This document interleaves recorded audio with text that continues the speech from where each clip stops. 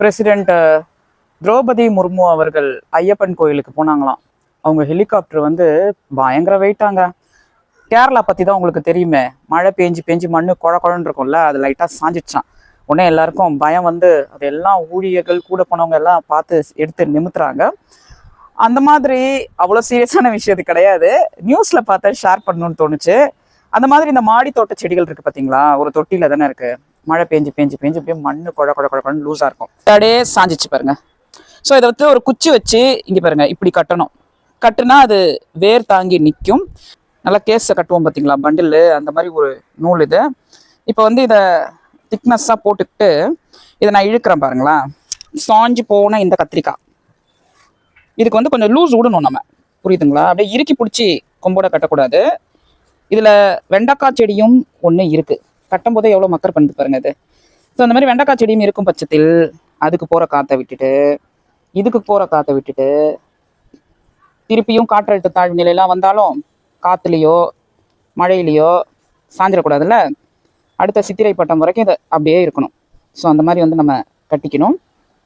இதை பாருங்க இப்போ அழகாக இருக்கா. அதே மாதிரியே சாஞ்சு கிடக்கு. அதுக்கு ஒரு கொம்பு வைப்போம். மழை தண்ணி நல்லா பேஞ்சிருக்கும் போது கொம்பு நல்லா போயிடும் உள்ள, புரியுதுங்களா? அதனால இதை எப்படி போடுவோம், திருப்பி எடுக்கலாம், ஒன்றும் இல்லை.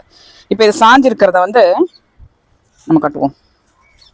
இப்படி வச்சு கட்டணும். நல்லா 3 முடிச்சு போட்டால் நல்லா ஸ்ட்ராங்காக இருக்கும்.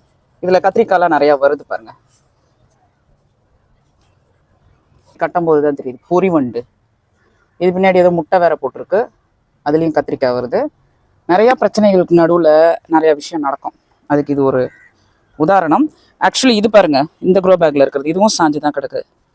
எத்தனை கொம்பை வச்சு எத்தனையை கட்டுறதுன்னு தெரில. இப்போ தண்ணிலாம் நிறையா தொட்டியில் தேங்கி நிற்கிது.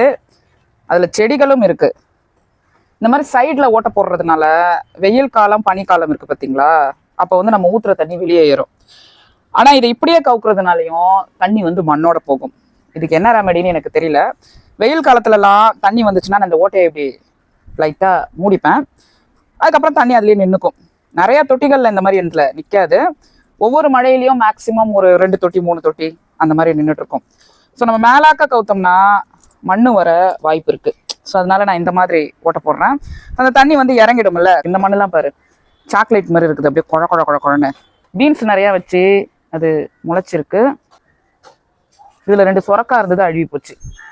இதில் 2 சொரக்காய் நாற்று வந்துட்டு இருந்தது, அந்த சொரக்காய் நாற்று அழுவி போச்சு. அதிக தண்ணி தான் காரணம்.